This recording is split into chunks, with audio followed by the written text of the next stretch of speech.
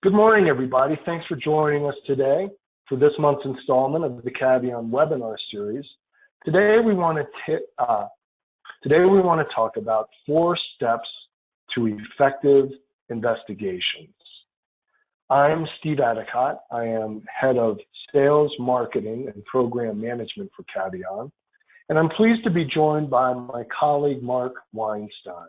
Mark came aboard about 4 years ago to head up Cavion Investigative Services, and also serves as our Chief Privacy Officer. Next slide, please. We have endeavored to help school districts implement effective test security processes in an effort to help everyone better achieve trustworthy, valid test results.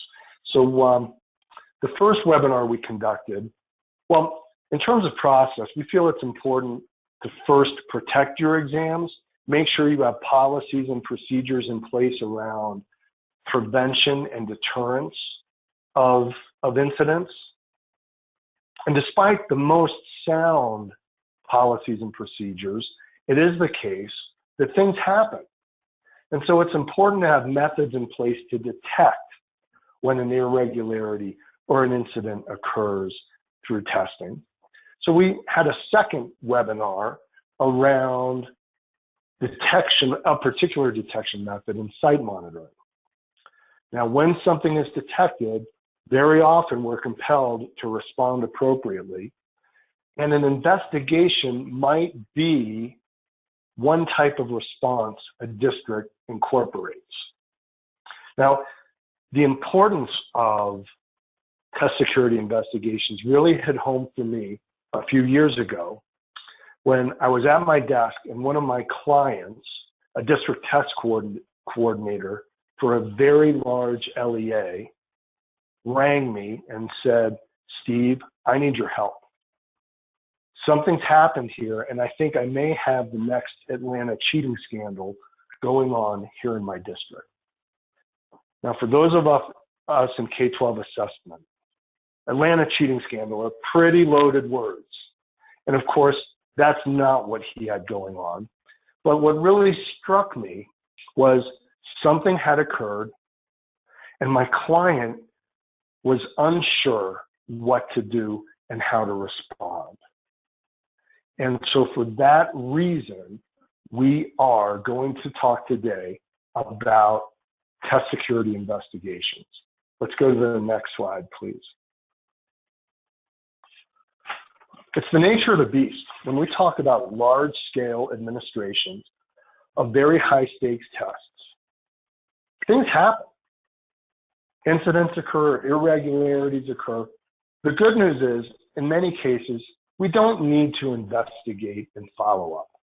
However, sometimes something occurs that's so unusual or it's so concerning that if it's an itch, we're compelled to scratch it. And really what we're doing is we're trying to uncover the truth around a particular incident. What really did happen or did not happen, and is there an impact on the trustworthiness of the scores?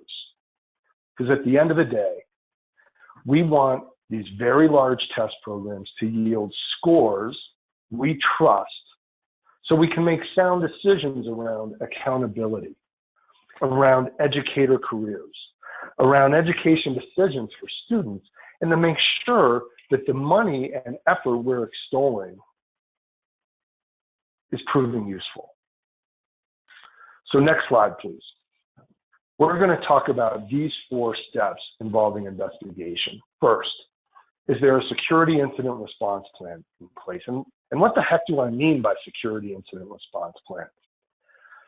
Well, it's a decision matrix. Based on this type of thing happening, here's what we're going to do. And it sort of yields a go, no-go decision for, do we need to conduct an investigation? And if we do, how are we going to plan it out and conduct it? And once it's completed, How are we going to communicate the findings appropriately to all stakeholders? So my colleague Mark's going to talk about these 4 steps in some depth. Let's go to the next slide, please. When it comes to a security incident response plan, I think about my colleague, Dr. John Freeman. John, his father, was a New York City fireman, and growing up, they ran fire drills in their household all the time. His father imparted the lesson that the time to figure out what to do in an emergency is not when the room is filled with smoke and flames are nipping at the door. No, you want to have your plan in place during the calm light of day when you can make rational decisions. Give you an example, worked with a test coordinator, had a very large test administration coming up on Monday, paper and pencil, thousands of test takers. The Thursday before the administration, program coordinator received an anomalous email that said, "Hey, I thought you ought to know." And attached to that email was the entire test for one of Monday's examinations. Every item. Total breach. And unfortunately, this program did not know what to do. There was no planned response for different kinds of breaches. And what we hope as we dive into this session is to prevent that type of situation from ever happening again to any school district. I'm going to turn things over to Mark. Mark, will you dive into the importance of a security incident response plan? Absolutely. Thank you, Steve. And that is certainly a terrifying situation to be in, whether you have a plan or not, to find out several days before your statewide test that the entire test has been breached.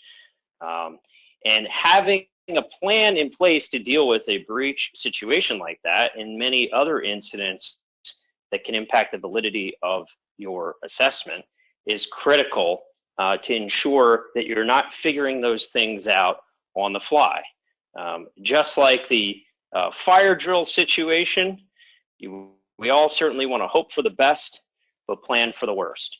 Next slide, please.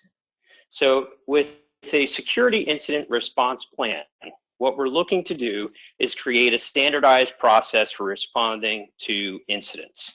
In much the same way that our assessments have standardized administration procedures and standardized scoring procedures, this is a natural extension of the standardized process of assessment administration and validity assurance. So what, as Steve mentioned earlier, you're going to essentially figure out on paper how you're going to handle any type of incident that you might encounter. Next slide, please. So what should be in your security incident response plan? The incident reporting procedures, how you're going to evaluate incidents, a response matrix. For example, how are you going to handle the student who has an iPhone in her pocket that is powered down during the test and not taken out at all during the test? That is certainly a security incident, but you're probably going to handle that differently than you're going to handle the breached form example that Steve gave, or an allegation of educator coaching. And we really can anticipate all the potential variety of incidents out there and plan for how we would handle each one of them. Another key part of your plan is who will do what in response to the plan, roles and responsibilities, a timeline, and also reference to your state and local testing policies and regulations. Because obviously everything you do, you want to make sure you're doing in accordance with applicable regulations and policies.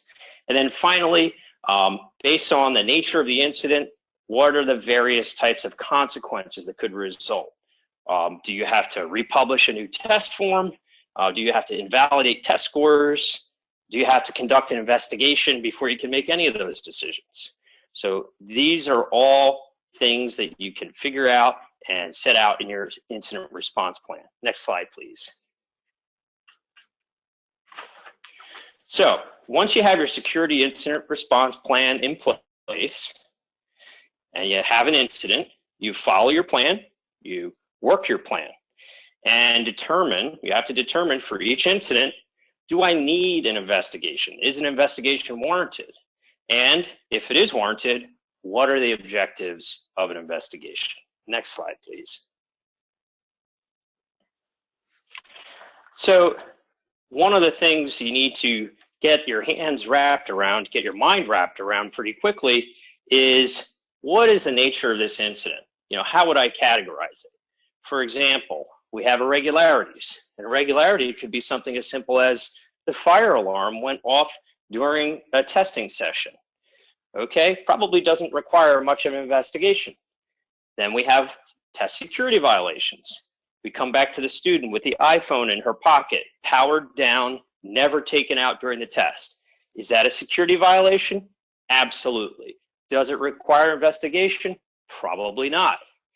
Then let's go back to the two other examples, including the one that Steve gave, the breached test form floating around in advance of the test. And, for example, another allegation of test fraud could be an allegation of educator coaching. Those are definitely worthy of investigation. Now, next slide, please. Once you've determined whether you have to conduct an investigation, you have to figure out what kind of resources are you going to put behind the investigation, right? Your resources are time, people, and money, right? And what I would suggest to you is the resources you put behind an investigation should be in direct correlation to the potential impact to the validity of your testing program. And this visual representation here kind of shows you on a sliding scale from least impact to most impact, where you want to basically, the farther up this incline you go, the more resources you want to dedicate to your investigation. Next slide, please. Now, once you've determined that you have to conduct an investigation, and we use the word plan a lot, and we really like planning because again, you don't want to be figuring things out on the fly. You want to create an investigation plan. And we've taken some of the work out of this for you because we've created a resource called the LEA Test Security Incident Investigation Plan, which we will give you at the end of this presentation. And what you'll see is you're going to want to make sure you have the triggering incident summarized in your plan. You want to make sure you outline the scope of your investigation, identify all the evidence that could relate to your investigation, the witnesses you'd want to speak to, a timeline, and who is going to conduct the investigation. Next slide, please. So this is just an image of the top 2/3 of the first page of our 2-page resource that you will receive, and I think you should be able to put to use just as it is in doing your own investigation plan. Next slide, please. So now that you've determined you have to conduct an investigation and you've come up with a plan for how to do it, and you've decided on what resources you're going to dedicate to it, you need to make sure you stay clear-eyed about what your objectives are. Now, you'll see some of these objectives on this slide are going to apply to every investigation. Quality assurance, validity of test scores, but other objectives may not apply. For example, responding to the state or other inquiries.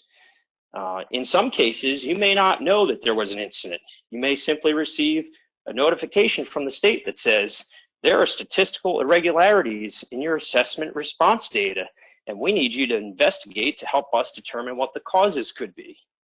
That's a different kind of objective, which of course, you're still going to be looking for quality assurance and validity, but you're not responding to other agencies as an objective in every one of your investigations. Next slide, please. So now that you've got your investigation plan and your objectives, it's time to plan and carry out your investigation. And we referred to a standardized process, and it's critical. Standardization takes the guesswork out of what you're doing, and it allows for fair and consistent results in your investigation processes. Next slide, please. So with every investigation, and you'll see it on the investigation plan, like we've said, you want to figure out what is the range, what is the universe of possible evidence that exists that could help us understand this incident better. Then once you figure out what's out there, you want to go and get it, you want to analyze it, and you want to come to findings. Next slide, please. So first, you're going to identify the evidence available. And that's going to be different based on the nature of the incident in every investigation. For example, in some cases, seating charts may be important to have. Testing rosters may be important to have. In other cases, those may be less important. Training logs, for example. And you're going to have to decide what evidence is out there based on the nature of your incident. Next slide, please. Once you've figured out what is out there, you've got to go get it. You got to make sure that you have copies of the relevant documents, that you have files with the relevant data, and put all that together and analyze it, and that helps you figure out who you want to interview and what you want to ask them about. You can't start talking to witnesses unless you understand some foundational facts to be able to ask them relevant questions. Next slide, please. Now, what has happened in the past, and this has sometimes happened in LEA investigations, is we've had clients come to us and say, look, we had an allegation that an educator was involved in coaching, and to conduct our investigation, we simply went to that educator and said, you know, so-and-so said that you coached her during her state assessment. And the educator said, that never happened. Well, that will happen in the way that I just described in virtually every case if the first thing you do when you get an incident that consists of an allegation is that you just go directly to the person who is accused of wrongdoing and confront them with it. Because you're in no position to understand objective facts about the events around that incident. The best way to conduct interviews, and interview order is really important, is to start with the general, understand the facts, understand the events, and then get down to the allegations at issue. And don't interview the people who are alleged to be directly involved in an incident until last. That way you understand what the true circumstances are from people who really don't have an interest in the outcome of the investigation. So this is on your screen a sample interview order for a test security investigation of a hypothetical allegation of educator coaching. It's not going to be the same order in every case, and the facts of every case are going to dictate your order of interviews. Next slide, please. When you conduct interviews, it's really important to use people who know how to conduct investigative interviews. They should be trained and experienced, and you should have policies in place that govern who can conduct your interviews and how they are conducted. It is critical that interviews are conducted in an objective way, and questions are asked in an open-ended way to solicit as much information as possible, and particularly when it comes to interviewing students, that you don't have investigators suggesting the answers to questions in their interviews. Next slide, please.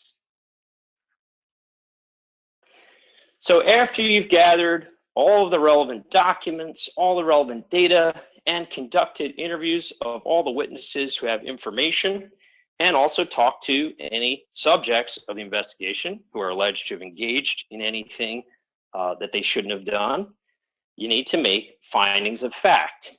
You're going to make findings of fact based on specific evidence that you gathered, but findings of fact, and this is a critical point, include reasonable inferences from the evidence. So for example, if you've interviewed a student and the student told you that the test administrator in the middle of the testing session stood next to the student, looked at the student's scratch paper, and told the student to check your work, and that the student said when he checked his work, he saw he had a mistake, and he went back into his test and corrected it. And you have evidence like that from, say, 3 students in a classroom of 20.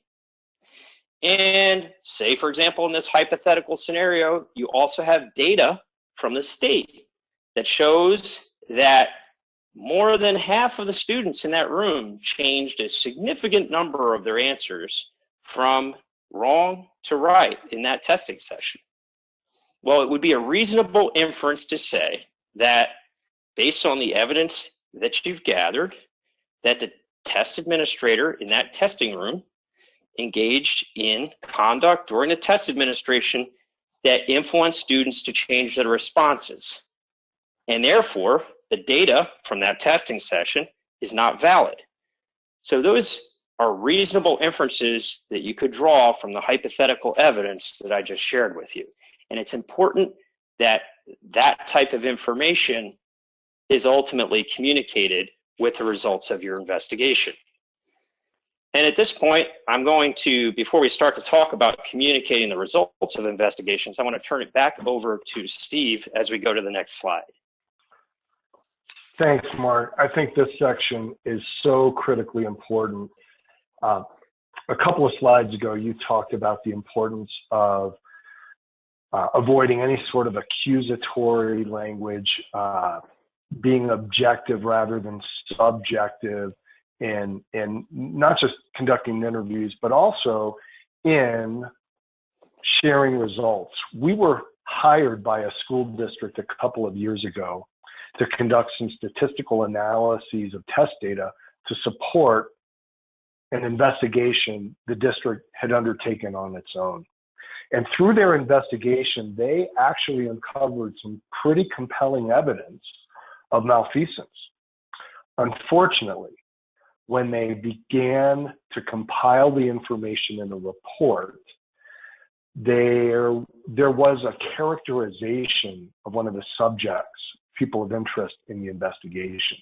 Something about that person's professionalism or lack of professionalism, where that individual read it and cried, "Hey, you're slandering me." Actually lawyered up. And the lawyer threatened the district with a libel suit, to the point that it was such a distraction and of such concern to the district that the investigation sort of melted away. And I just thought that was a fascinating and unfortunate turn of events, because they really had identified some inappropriate things happening. So kind of with that as a backdrop, I think these next slides you're going to present are very, very important. Thanks, Steve. And that unfortunate experience of our client really drives home the importance of being thoughtful about what goes into the communication of findings.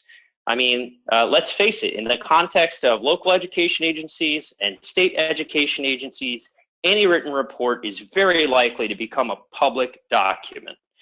So yes, for example, in the example I gave earlier about the educator who was involved in coaching, I described reasonable inferences. You did not hear me use the word cheat or cheated or cheating. That is a characterization. What I did was I related the evidence that was gathered in the investigation and made reasonable inferences based on that evidence. So in some cases, you may decide that you actually don't want a written report. And if you're not legally obligated to create a written report, you might want your investigators to give it an oral report of their findings before anything goes into writing. Next slide, please. But if you're going to create a written report, and in some cases you may be legally obligated to create a written report, the key thing is that you only put objective findings of fact into your report. And there are a lot of different ways you can create a report. I've worked on reports for a single school investigation where the report for one school was 150 pages long and went into extensive granular detail about every aspect of the investigation and witness statements. and data forensics analysis. And I've also worked with clients that tell us we want a very high-level summary of the findings of the investigation. And, you know, for the same type of investigation that I just described to you that wound up with a 150-page report, you can create a 2-page report that is a very high-level summary and includes the essential findings of the investigation. And it all depends on what the purposes are for your written report. And only you know what the potential uses would be for that report. Next slide, please. So it's critical that when you've made findings in your investigation, you communicate those results in accordance with your policies and state regulations. And you are likely to find from an investigation that there may be vulnerabilities in your policies and procedures and testing. Not always, but in some cases you may find that it makes sense to revise policies and procedures to eliminate those vulnerabilities. You may also find that in the course of conducting your investigation, you found ways that training can be improved to better communicate expectations to the people who administer your assessment and the people who take it. And then finally, in some cases, unfortunately, and it's a very small minority, but in some cases where you have educators who are found to have engaged in violations of your testing policies and procedures, you may need to take employment action, or you may need to refer the matter to the state for potential licensure action. So these are the different possible uses and outcomes of investigative findings. Next slide, please. Steve, I think I'm turning it over to you now. That's right. Thanks, Mark. So just to summarize a little bit, we hope in this session we've effectively conveyed the importance of implementing a security incident response plan that will help you determine, based on a particular situation, do we want to conduct an investigation? Is that warranted? And if it is, how are we going to go about conducting it? How do we plan it? What are the objectives? Nuts and bolts, how are we going to complete this project? And then once that investigation has concluded, how do we gather the findings, present them appropriately to various stakeholders of our organization? So that concludes this third webinar focused on school districts. We're very grateful for your time today. We look forward to engaging with you again next school year. We don't want to distract you from your busy testing season now. And then, of course, we imagine you're going to enjoy a nice summer break. So from Cavion, thank you for sitting with us today. We hope this has been useful, and we look forward to seeing you next time.